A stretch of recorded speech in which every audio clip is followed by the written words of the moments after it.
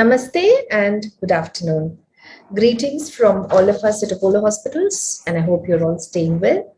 This is Dr. Srinidhi Chidambaram, and I'm very happy to welcome you to our Facebook Live session today. As you are all aware, we have been presenting sessions on key topics that each one of you should be aware of because knowledge is really the key to early recognition of diseases. And when it comes to health emergencies, knowledge is vital for you to stay calm, not panic, and seek timely medical help. One thing that people get very anxious about is bleeding. Whether minor or catastrophic bleed, it's always important to seek medical care and make sure that it's diagnosed and treated correctly. Bleeding, as you all know, is also called hemorrhage. It may refer to blood loss inside the body called internal bleeding or blood loss outside through a wound called external bleeding. It can occur in any area of the body, and also bleeding from internal organs and tissues can be through orifices like the mouth or the vagina or the rectum. And another important part of bleeding for us to know is all about bleeding disorders. So these are certain diseases that people can have that can predispose to bleeding. So today we are going to discuss bleeds in all their forms, and to help you to understand and manage bleeding, I'm very happy to welcome Dr. Gaurav Kharya, who is the clinical lead, Center for Bone Marrow Transplant and Cellular Therapies, a senior consultant in Pediatric Hematology, Oncology, and Immunology from Apollo Hospitals, New Delhi. Dr. Kharya completed his graduation from the Netaji Subhash Chandra Bose Medical College in Jabalpur. Following this, he did his post-graduation in pediatrics from the Baba Raghav Das Medical College, Gorakhpur, and then joined the DNB course in pediatrics at the Gangaram Hospital, Delhi, and then joined the fellowship in pediatric hemato-oncology and BMT at the same institution. And then he moved to the Great North Children's Hospital, Newcastle upon Tyne at the UK, to work as a fellow in pediatric hemato-oncology, immunology, and bone marrow transplant, and then moved to St. Mary's Hospital, Imperial College NHS Trust, London. Apart from pediatric acute leukemias, lymphomas, and pediatric solid malignancies, he is keenly interested in stem cell transplants, especially alternative donor transplants, and he has a vast experience in treating transplanted children with various blood disorders, immunological diseases, etc. He's also presented many papers and published many papers in research journals as well. He's credited with doing the largest number of bone marrow transplants for sickle cell disease. He's also developed various innovative protocols for haploidentical bone marrow transplant for sickle cell disease in India. Till date, he has done close to 1,000 transplants for various diseases along with his team members. And they've also done close to 100 BMTs for sickle cell disease alone in the past 6 to 7 years, including some very challenging transplants. He's also interested in cell and gene therapy to cure various human diseases. So, Dr. Kharya, welcome to our Facebook Live session. And we're looking forward to hearing all about bleeding disorders and bleeding in general from you. Over to you. So, thank you, Dr. Srinidhi, for this very, very generous introduction. And thank you for having me here for today's Facebook Live session. And yes, I mean, for past, say, almost a decade or so, I've been actively working with pediatric hematological disorders. And as we all know that the bleeding disorders form quite a significant chunk of these problems, what we see in day-to-day practice.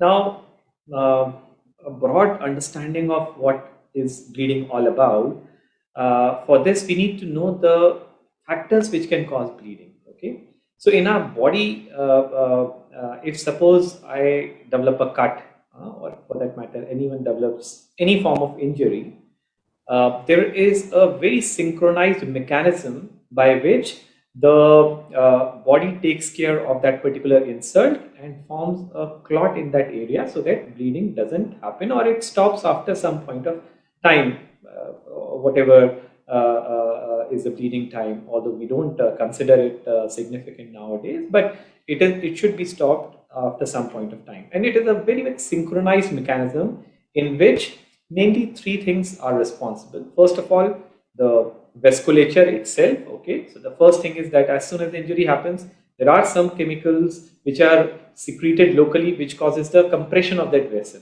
Okay.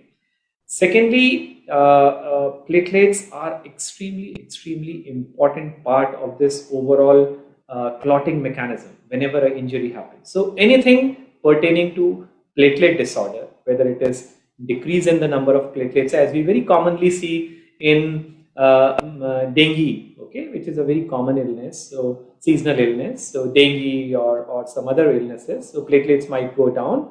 But that is just one cause, and there are so many causes of platelet disorders, right from some inherited causes to acquired causes. So platelets are very important for this coagulation. And the third thing is the coagulation factors, the factors which are secreted in our body, which helps in forming the blood clot. Okay, and again, it's a set of factors which are secreted primarily by our liver. Okay, one or two of them are secreted by the vascular endothelium also, so blood vessels also, but majority of them are being secreted by the liver.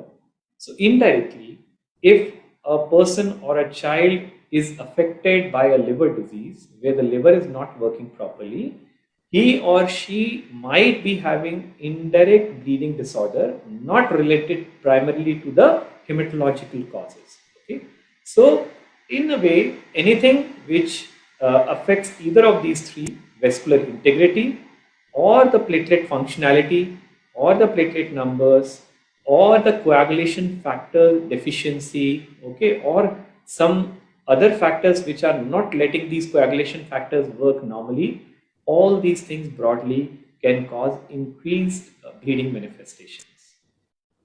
So, doctor, what are the signs and symptoms that somebody should pick up on if they have a bleeding disorder? So they may not have, the typical catastrophic bleeding or anything initially. So yes, there are subtle signs which need to be picked up. So for metaphor, if some child is having a platelet disorder, okay, then usually these platelet bleeds are more likely to be superficial bleeds, so skin bleeds. The parents will notice that this child, whenever there is a small injury, even a minor trauma, or the skin rubbed somewhere, this child develops sort of ecchymosis. Okay, so more prone for these skin bleeds even with minor insults. Okay, so this is just the first suggestion that yes, there might be some underlying bleeding disorder, or if accidentally, I mean, kids while playing they get injured and the bleeding is the clotting is taking longer than the expected duration. That is also a suggestion that there might be something wrong with this particular child, which is not letting the blood clot form on time. And apart from this, there are some other features which we need to look for. I would give a very classical example of hemophilia. As we might be aware, World Hemophilia Day is around the corner. So hemophilia is a very common disorder in our country and across the globe, where because of the deficiency of one of the clotting factor, the blood clot is not formed as it should form, and that is why the bleeding is delayed. Usually these kids manifest in the form of bleeding inside the joint. So as the child is moving, crawling, we very often see that in the ankle joint or the knee joint, because of those crawling movements, these joint develops a bleed inside the joints. So these are the manifestations which someone can look for to identify these bleeding disorders early and to intervene early. So are these bleeding disorders all hereditary? And what are the common ones in India, and are they also related to some hereditary or genetic aspect? Yeah. So when it comes to bleeding disorders, I mean, not all of them are hereditary, but having said that, a larger number of these disorders are hereditary. So if I further categorize it based on the platelet disorders and the disorders of coagulation, so platelet disorders are the again it can be subdivided into two. First of all, where the platelets are lesser in number. So bone marrow produces red cells, it produces white cells, and similarly it produces platelets. If because of some reason the platelet series is not functioning properly in the bone marrow, that can lead to decreased number of platelet production. Okay, so those are factors which lead to inherited thrombocytopenia. This is a quantitative, that the number of platelets are less. Occasionally, we see patients where the numbers are normal. So platelets might be normal in number. So the normal range is 1.4 lakhs to say 4.5, 1.5 lakhs to 4.5 lakhs, or 150,000 to 450,000. It depends from at different ages, but that's a rough sort of wide range of platelets. So uh, so if the platelets are out of this range, so that is also, it can be either qualitative or a quantitative. So quantitative, lesser number, but if the platelets are in normal range, between this range, still the functionality might be affected. So that we call it as a qualitative platelet defect. Okay, so those are again some inherited or hereditary platelet disorders where the quality of platelets is not good. So the functionality is also affected. The number might be normal. So this is the about the platelet disorders. Then moving on to clotting disorders, the factors. So the commonest ones is, as I said, hemophilia. Okay, so hemophilia A or B, where either the factor 8 is affected or the factor 9 is affected. Now these are two very important factors for normal coagulation cascade. So as I said, as soon as the injury happens, okay, so there is a cascade of event which happens inside the body or in that area.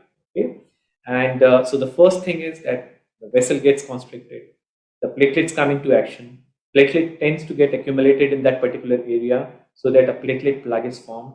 Then on the surface of these platelets, other coagulation factors tend to sort of work and form a formal plug, clot. Okay, what we call it as clot. Okay, so if these factor 8 or factor 9 is deficient, then this clotting is affected, okay, and which is commonly known as hemophilia A or B, whether it is factor deficiency. If factor 8 is deficient, factor 9 is deficient. Now these are the commoner causes. There are other factors also which can be deficient, which can also increase the risk of bleeding. But these are the commoner ones which we know, which we are more familiar with. So, how are these bleeding disorders? I mean, I know it's a large topic, but then a quick overview on what kind of treatment is given for bleeding disorders. So what kind of treatment is given? So for any disease, the treatment depends on the primary etiology. Okay, what is the reason for that particular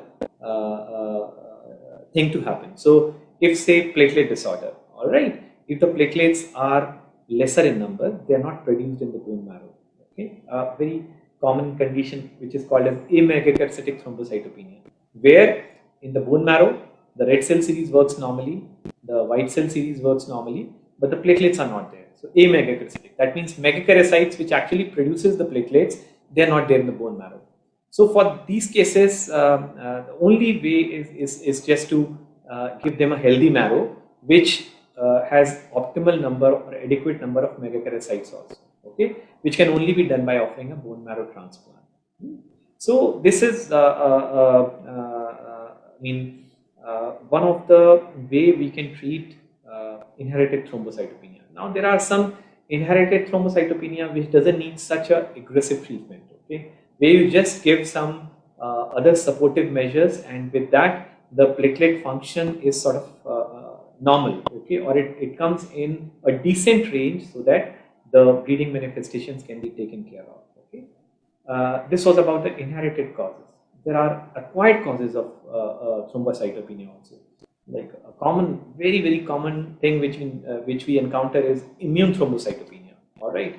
So after a seasonal illness, maybe 6 weeks, 8 weeks later, we see patients coming with low platelets. Rest of the blood counts are normal, but just the platelets are low. So which is called as immune thrombocytopenia. Earlier it was called as idiopathic thrombocytopenia. Now here what happens is, suppose I develop some kind of an infection, whether it is clinically obvious or a subclinical infection. So the antibodies which develop in my body to take care of that infection, viral infection or a fungal infection, most likely viral, those antibodies, after taking care of that particular infection, somehow they start weirdly acting on the platelets also and bring down the platelets. So this is called as immune thrombocytopenia.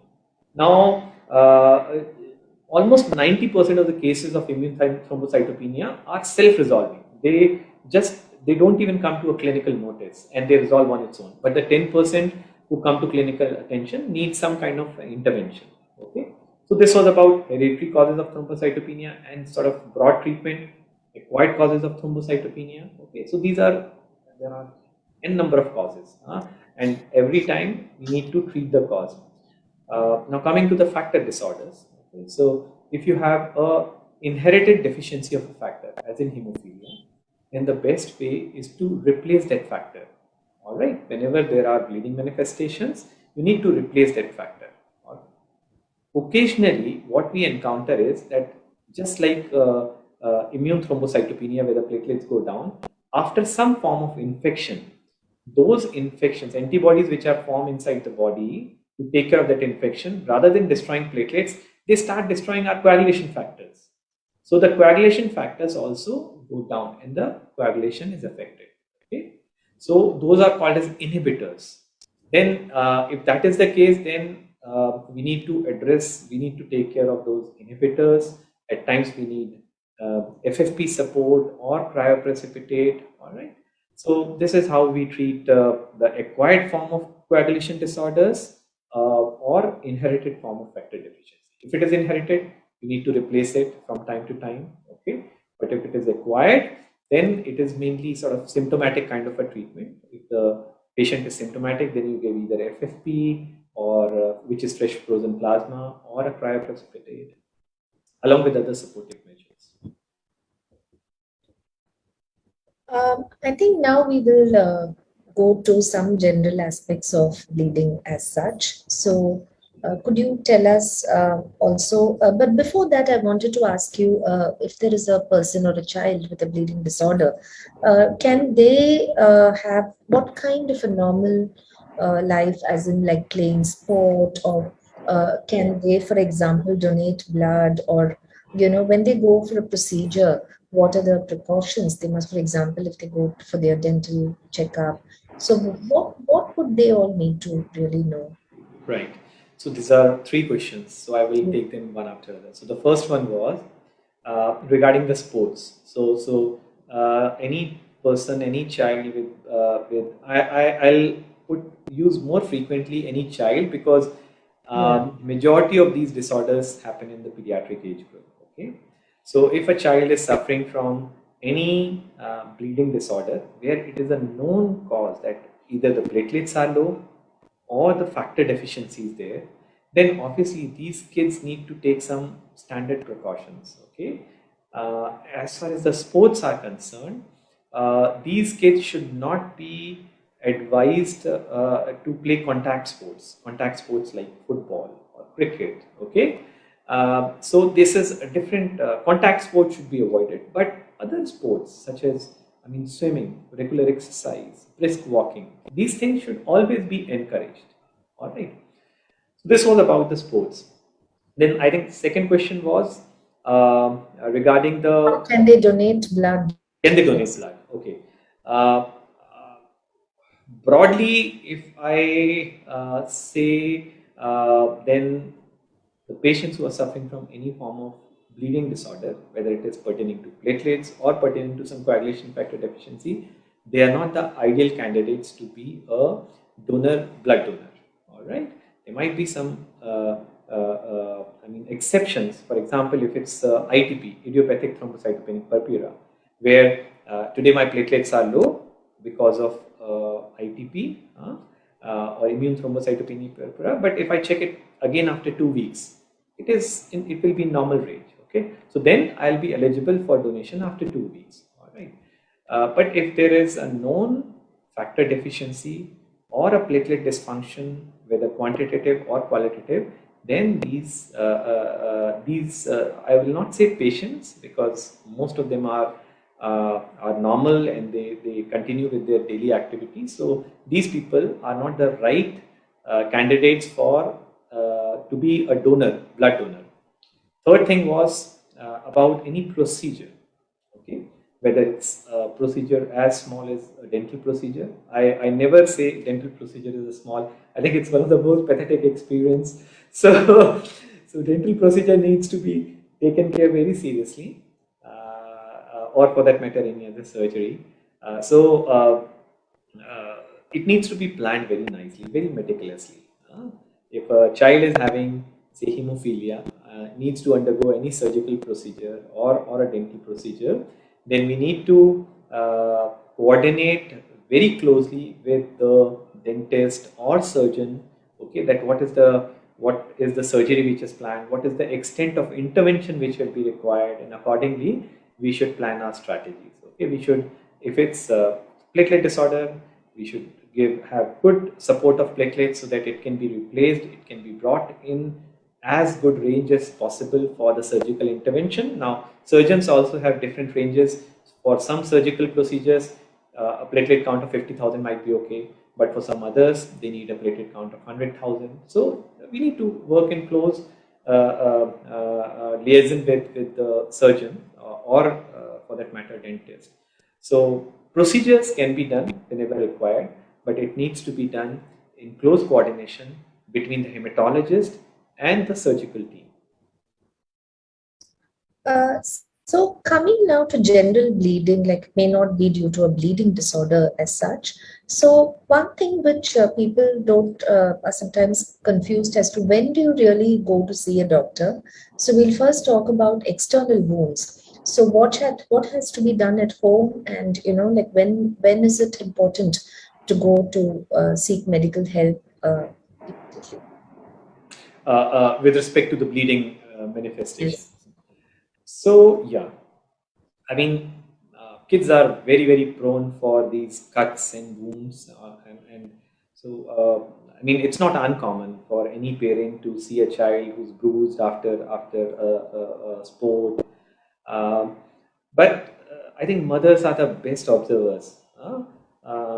So uh, any child who's having any manifestation which is not making mother comfortable, all right, so a bleeding which is taking longer time to resolve, okay, or bleeding at some unusual sites. For example, if mother notices that rest of things are fine, but there is a conjunctival bleed, okay, conjunctiva, so if there's a bleed in the conjunctiva, all right, so these are the things which should, although they might seem to be very, very benign, that there is just a spot in the conjunctiva, so why to worry? But no, these might be the subtle markers of impending major bleeds. So these are the things which need to be kept in mind. And apart from this, if there is an obvious bleeding which is happening to a child which is difficult to control, definitely that needs to be addressed and that needs to be brought to medical attention.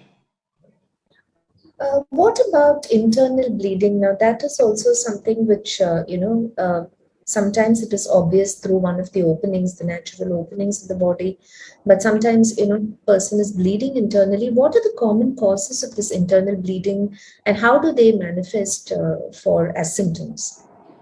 Now the causes are the same. So the causes of bleeding manifestations are more or less the same. If it's a surgical intervention which has been done for a patient and the bleeding happens secondary to the surgical intervention, that's a different issue. But otherwise, in general, the causes of bleeding will be the same. Either the platelet will be affected or the coagulation factors will be affected. Now, internal bleeds. That's something which we are worried about. For any child who is having a known factor deficiency, or any child who's having a known platelet dysfunction, whether it is a quantitative defect or a qualitative defect, External bleeds which are obvious, they are easy to identify, early to identify. So you pick them up very fast. That includes nasal bleeds also, that includes oral bleeds also. So you identify them very fast and you sort of intervene very fast. But for internal bleeds, whether it is inside the brain or it's inside the tummy, to identify these bleeds early before a significant loss has happened is a challenging task. Okay, so that's why we say that these internal bleeds are something which are life threatening. Okay, so they need to be addressed as soon as possible. Now it's a challenge, it's very difficult. That's why the best thing is to avoid the internal bleeds as much as possible. For example, if a child is suffering from any of these disorders, we advise the parents very, I mean, strict sort of a lifestyle modification which needs to be done for these kids. Okay, with respect to their sports, with respect to their day-to-day activities, even with respect to the vaccination. All right, if these kids need a vaccination, then there is a set protocol which needs to be followed during the vaccination also. And this is all to avoid or minimize the risk of these internal bleeds, because these internal bleeds are difficult to identify, and by the time they are identified, probably the loss of blood is quite significant. Okay, in the form of so usually how will it manifest? The color will go down significantly. Okay, so you'll see a child who's pink sometime back, and then all of a sudden the child starts looking pale. He might complain of headache. He might complain of pain in abdomen. Okay, any of these things in a child who has history of a bleeding disorder should not be taken lightly or should not be ignored, and it should be brought to the medical attention, so that if there is even a small bit of internal bleed, that can be addressed as soon as possible.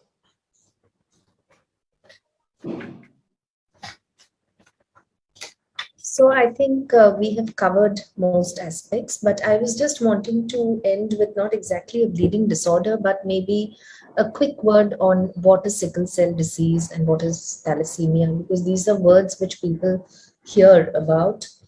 So what are they, and what is also leukemia and lymphoma? So these public, people are very familiar with these words, but may not exactly know what True. they mean.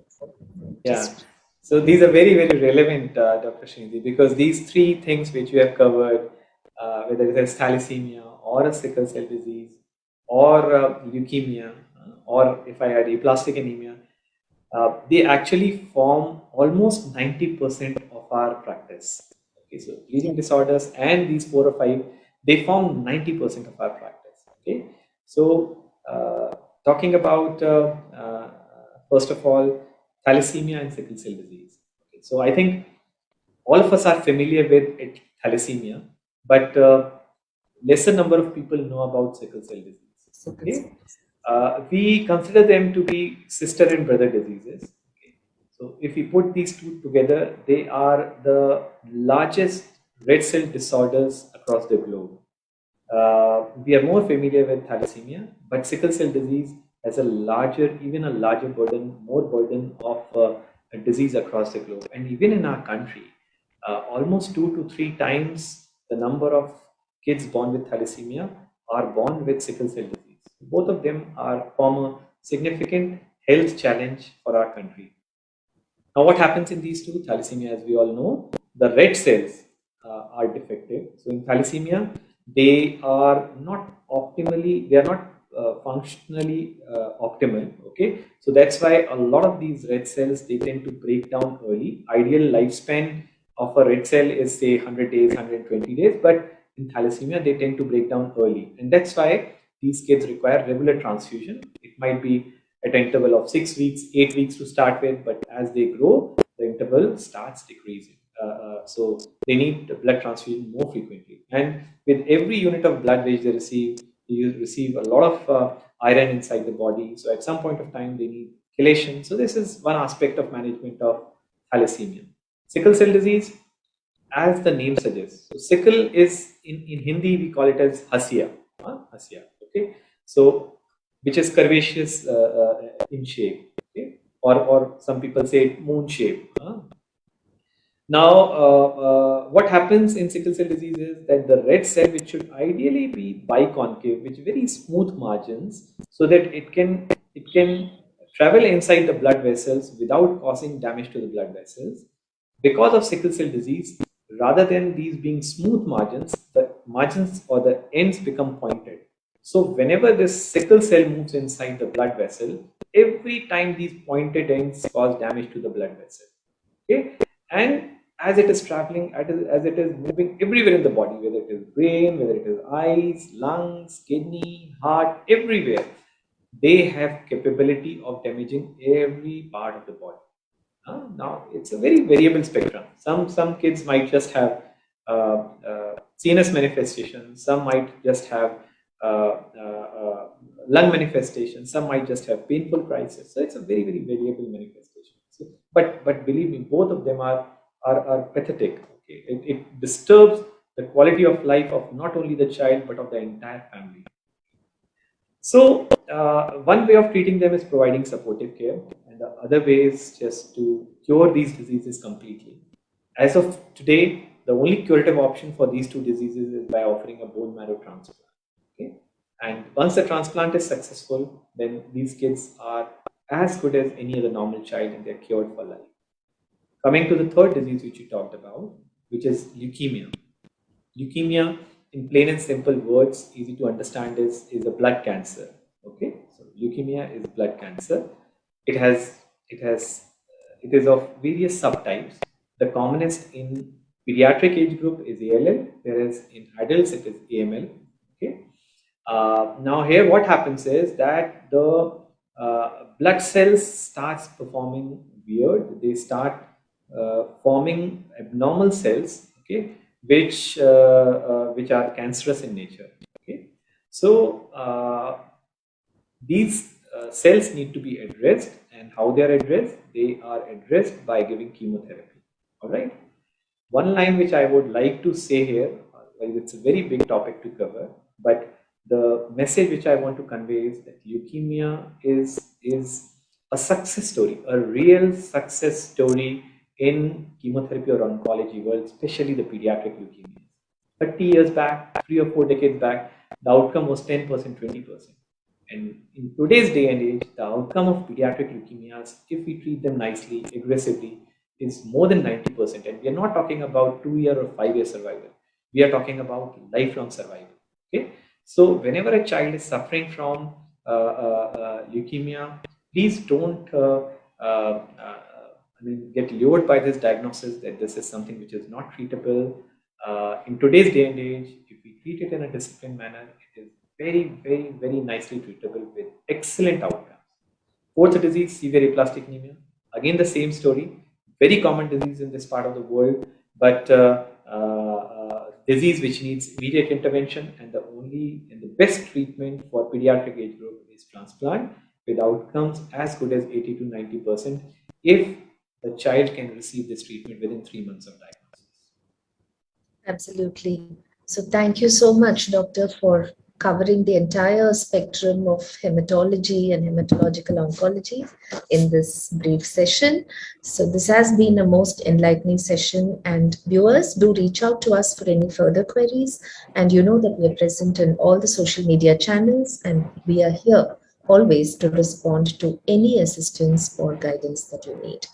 But remember, seek immediate medical attention if you or someone else is bleeding externally and internally, especially if there is any breathlessness or there is coughing or spitting of blood, there is fainting, or if the bleeding can't be stopped, there is severe pain, or if there is cold and clammy skin, or if the person is feeling dizzy and lightheaded, do not delay at all. Please go to the medical emergency for treatment.